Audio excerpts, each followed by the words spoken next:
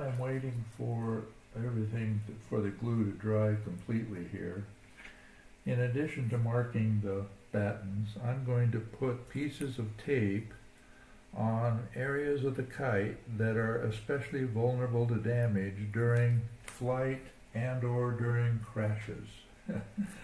So I'm going to put one right here at the point where the nose leading edge meets the bow right here.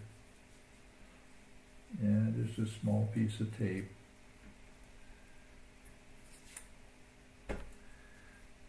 It can easily be damaged there from a lot of different ways. It's surprising, or I've been surprised by it. So that's that. And then I like to put a reinforcing tape at the tip of the wing tip right here, because this is also an area where your flying line can get caught right there and rip the sail right along the boat. And I've had that happen, and from having it happen, I've learned this is how you prevent it. Put just a piece of tape there, and it reinforces it enough so that your flying line won't be able to cut through it.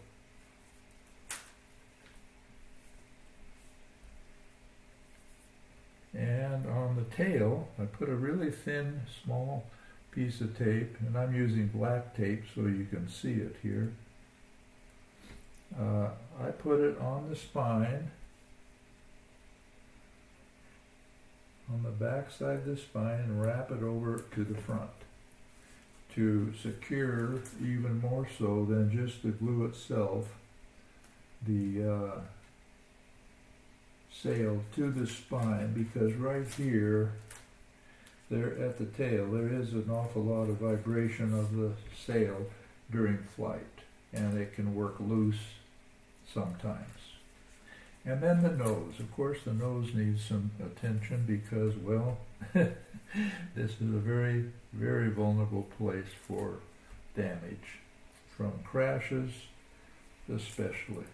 And yes, everybody has crashes. No matter how good a flyer, your kite does land on the ground. So I'm going to put it about here. Press that down.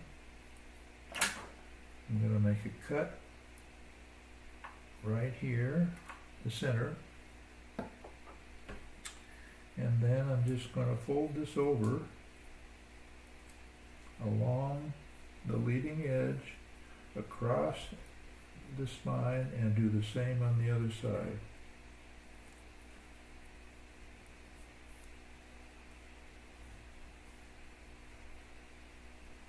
Now there's a little tab here in the front. I'm just going to fold it over to the front, stick it down.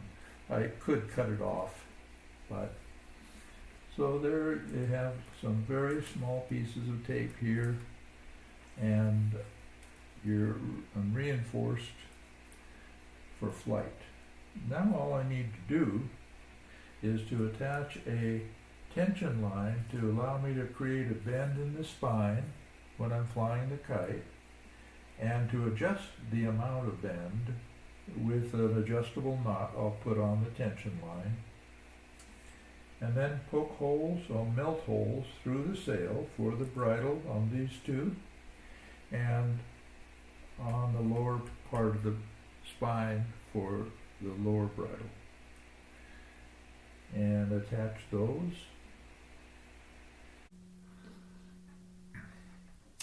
Well, I put on the battens, and I put some tape as reinforcement when I put the holes in for the lower bridle and the upper bridle.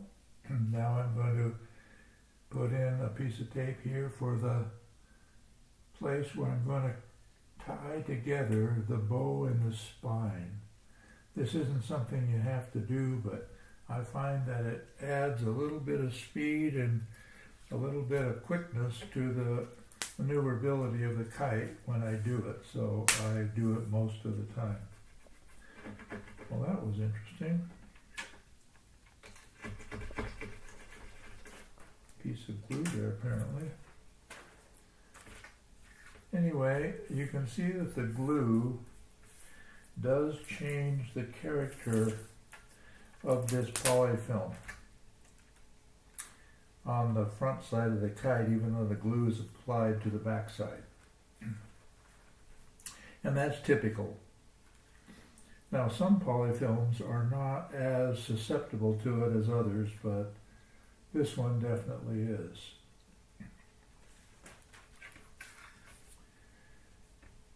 So now I'm just going to melt some holes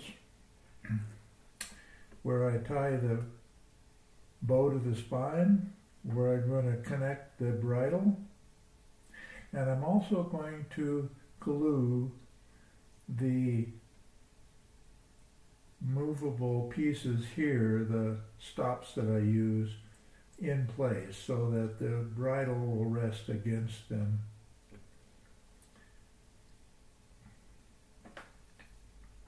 To make that happen, I just use a piece of wax paper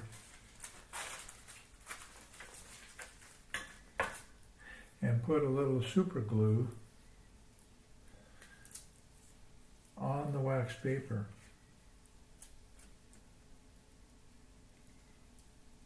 And then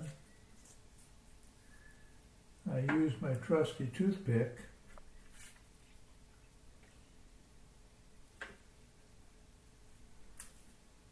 to actually apply the glue. I use a toothpick here and put the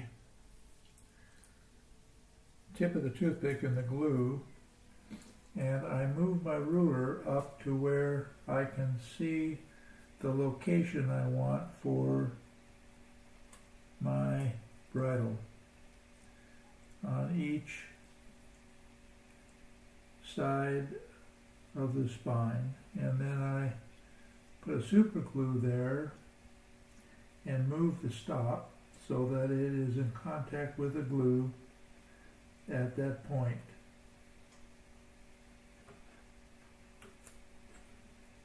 This one I got just a hair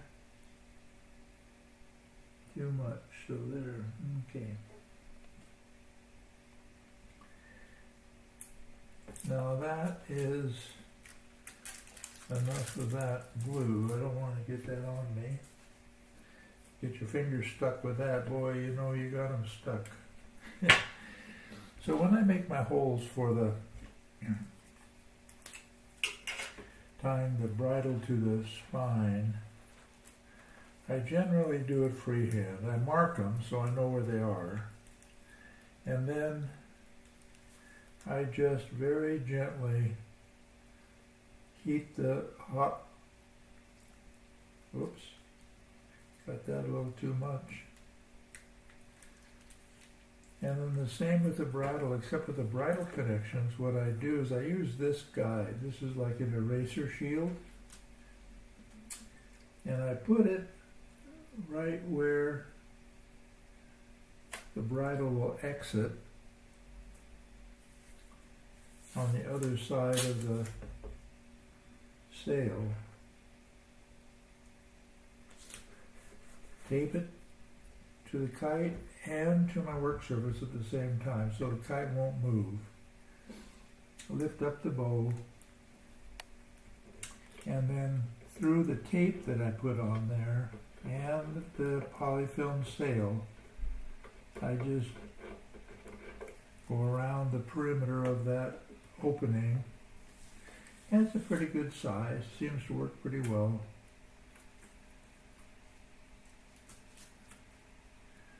And over here I'll do the same thing.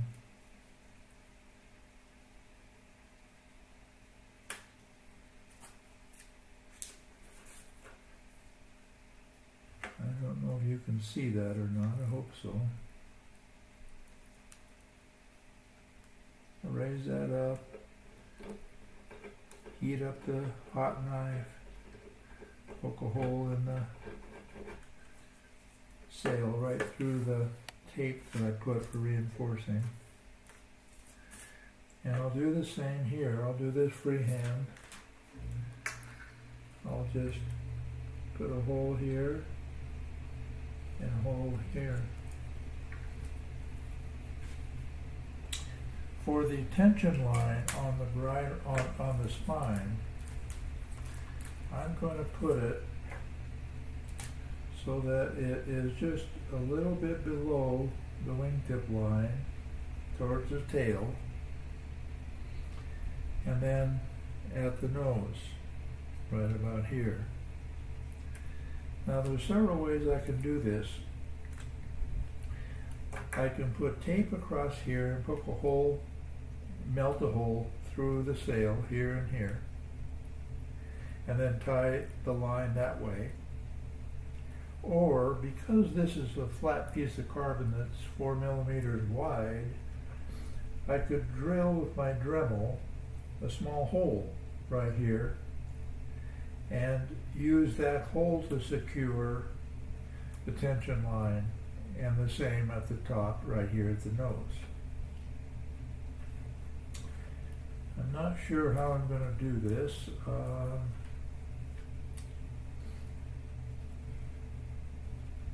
And it doesn't make much difference. The effect is what you want. The resulting effect is the most important thing. So here I'm going to drill holes. So I decided I'll drill a hole here and drill a hole around here. And that'll give me this amount of my spine that will be affected by the tension line. That'll put the bend in the spine about right here at the maximum point. So that's a good place. I'll use that, and I'll drill a hole, put my tension line in, add my bridle, and go fly my kite.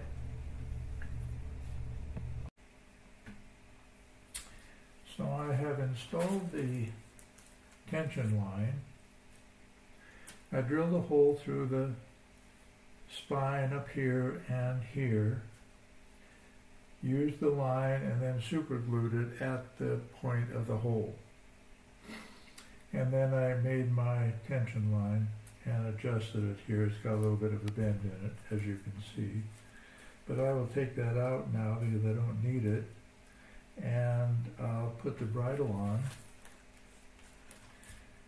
First part of the bridle is the upper yoke that I put on. Now I wax my line for the bridle with beeswax. Paraffin wax works good too. Any wax tends to keep the knots secure a little bit better than if you don't do it. So that's why I do it. So I put this in, and then I just tie a knot that'll secure it. It doesn't have to be any special knot. And when that's done, I put the lower bridle on. I've already tied the spine to the bow. And so then my kite will be ready to fly.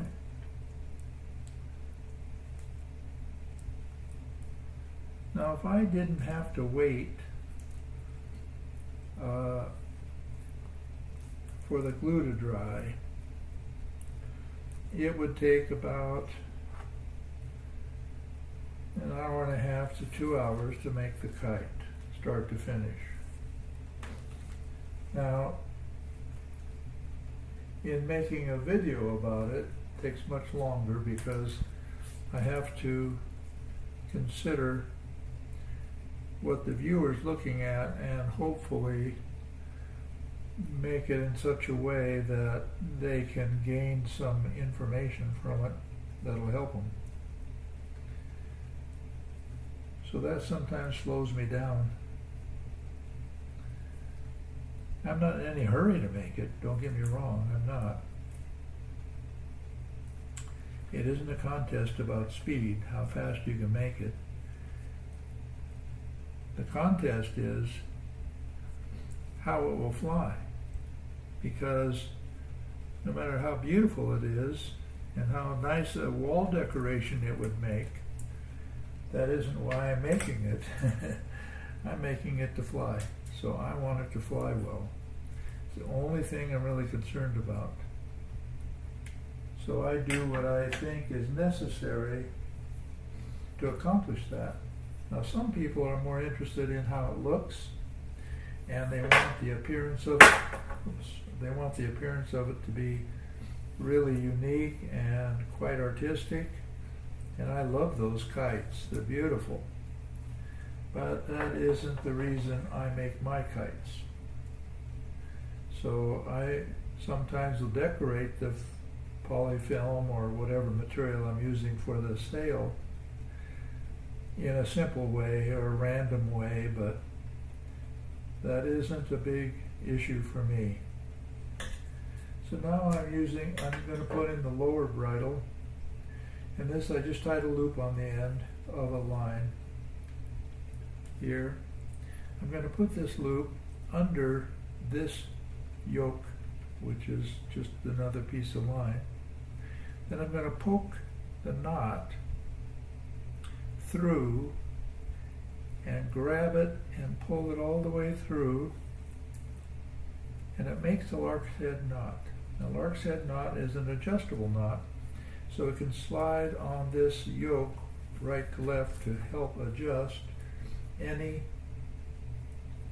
aspect of the right-left balance that may have been needed to be adjusted for because of the way the kite was made, the materials being not quite perfect, so on and so forth.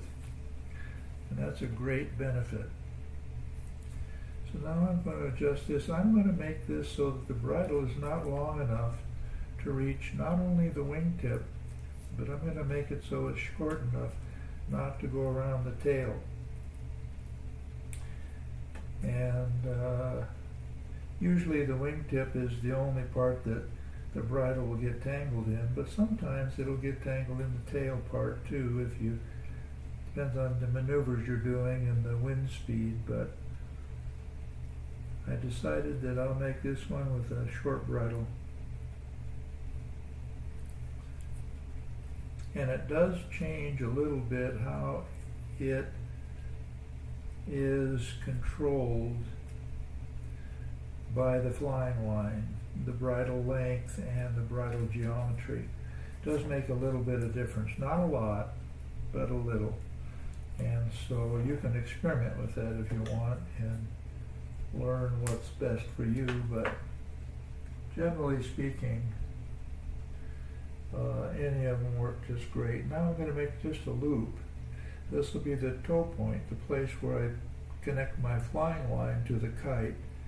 And I'm just going to tie a knot there, trim off the excess, and leave a tail there because I want to have it be able to grab it so I can disconnect my line more easily.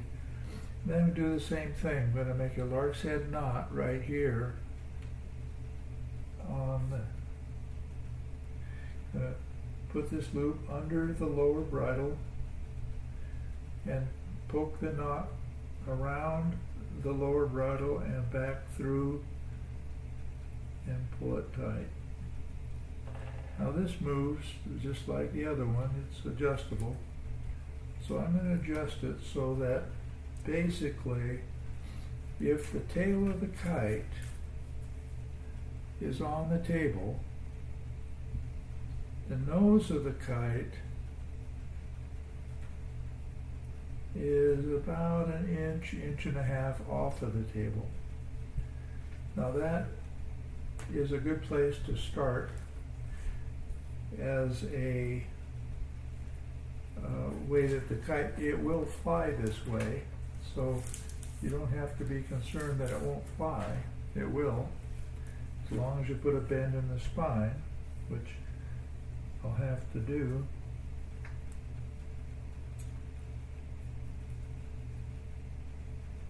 Nice thing about this top line hitch knot on the tension line is that it's adjustable. It allows me to change the amount of bend, and it will stay that way once it's set. So this has a very slight bend. Let me put a little bit more in it.